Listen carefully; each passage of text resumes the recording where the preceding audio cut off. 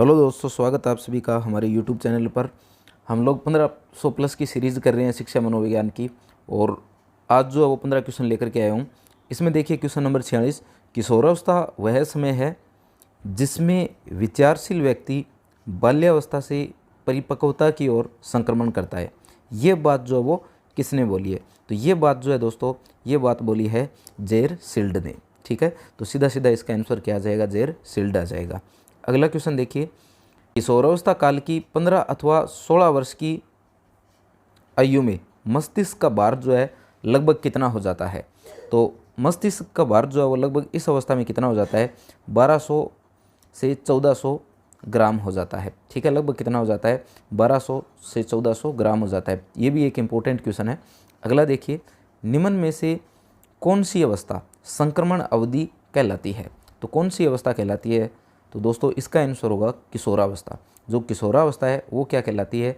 वो कहलाती है संक्रमण अवधि अवस्था। ठीक है, अगला क्वेश्चन देखिए, किशोरावस्था में एक बच्चे के उचित विकास हेतु माता पिता तथा शिक्षक निम्न कार्य कर सकते हैं। तो कौन सा कार्य है जो माता पिता और शिक्षक कर सकते हैं? पहला है लिंग शिक्षा का उचित ज्ञान देना, अगला है उचित वातावरण प्रदान करना, फिर आता है परामर्श तथा मार्गदर्शन की व्यवस्था करना, इसके बाद आता है ऊपर लिखित सभी। यानी कौन सा कार्य है?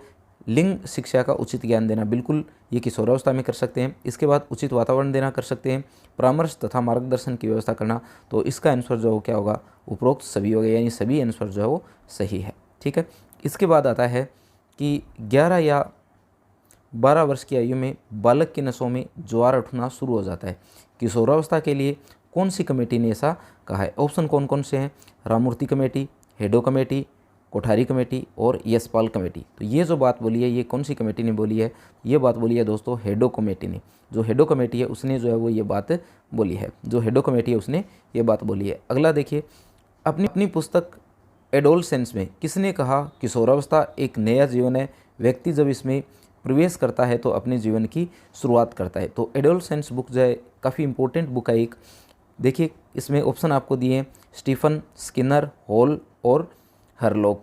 तो ये जो पुस्तक है ये पुस्तक है किसकी? तो ये पुस्तक जो स्टैनले हॉल की है। तो ये बात किसने बोली है? तो ये बात बोली है दोस्तों स्टैनले हॉल ने। अगला क्वेश्चन देखिए, अध्यापकों और विद्यालयों के द्वारा किशोरों के लिए नहीं किया जाना चाहिए। यानी अध्यापक और विद्यालय जो है वो किशोरों के लिए क्या नहीं करना चाहिए? एक आता है उचित व्यवहार, तो उचित व्यवहार तो बिल्कुल करना चाहिए। फिर आता है व्यावसायिक शिक्षा प्रदान करना, बिल्कुल व्यावसायिक शिक्षा प्रदान की जानी चाहिए। यौन शिक्षा प्रदान करना बिल्कुल की जानी चाहिए। पर ये जो ऑप्शन है ये क्या है? गलत है।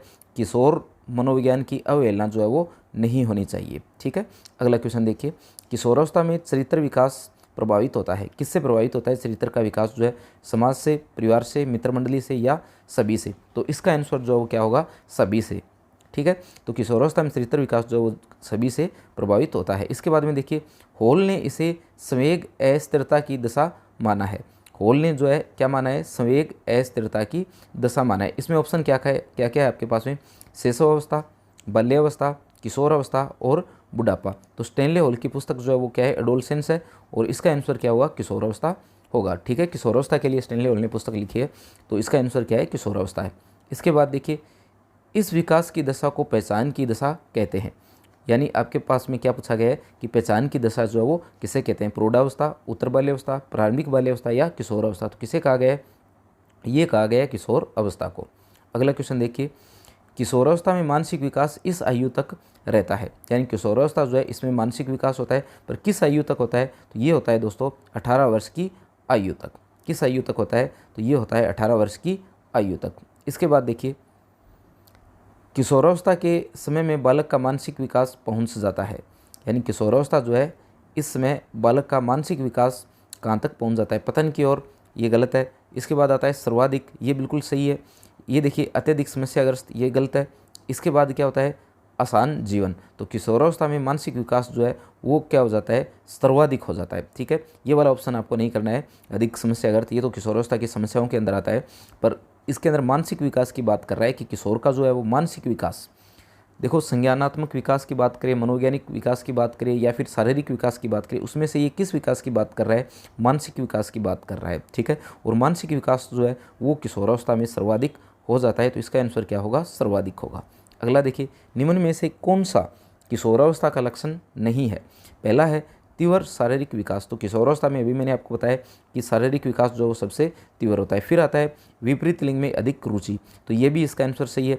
इसके बाद देखिए स्पष्ट और स्थायी आत्म प्रत्यय, ये गलत है। फिर आता है अधिक संवेदनशील प्रकृति, ये भी क्या है, सही है। तो कौन सा लक्षण नहीं है? तो इसमें से ये जो है स्पष्ट एवं स्थायी आत्म प्रत्यय ये नहीं होगा। इसके बाद आता है विकास के किस चरण को न्यायिक पूजा की प्रवृत्ति का प्राचुर्य कहा जाता है? यानी न्यायिक पूजा की अवस्था जो है वो कौन सी अवस्था को कहा जाता है? तो इसका सही आंसर जो है वो आएगा, देखिए पहला दे रखा है प्रारंभिक बाल्य अवस्था। पहला क्या दे रखा है, प्रारंभिक बाल्य अवस्था, ये इसका आंसर नहीं है। फिर आता है उत्तर बाल्य अवस्था, ये इसका आंसर नहीं है। एक आता है प्रारंभिक किशोरावस्था और उत्तर किशोरावस्था। तो इसका सही आंसर जो है वो कौन सा है, वो है प्रारंभिक किशोर अवस्था। यानी प्रारंभिक किशोर अवस्था जो है उसे क्या कहा गया है, न्यायिक पूजा की प्रवृत्ति का प्राचुर्य कहा गया है। इसके बाद आता है कौन सी अवधि यौनारंभ कहलाती है? पहला ऑप्शन है 6 से 9, 10 से 12, 13 से 16 और 17 से 19। तो इसका जो सही आंसर है वो क्या है, 13 से 16 वर्ष है। यानी 13 से 16 वर्ष की आयु जो है इसे क्या कहा जाता है, यौनारंभ की अवधि कहा जाता है। ठीक है दोस्तों, अगर आपको हमारा वीडियो पसंद आए तो आप हमारे चैनल को सब्सक्राइब ज़रूर कर दीजिए। हमारे चैनल पर आपको शिक्षा मनोविज्ञान के 1500 प्रश्न मिलेंगे जो अलग अलग एग्जाम में पूछे गए प्रश्न हैं। ये वीडियो देखने के लिए धन्यवाद।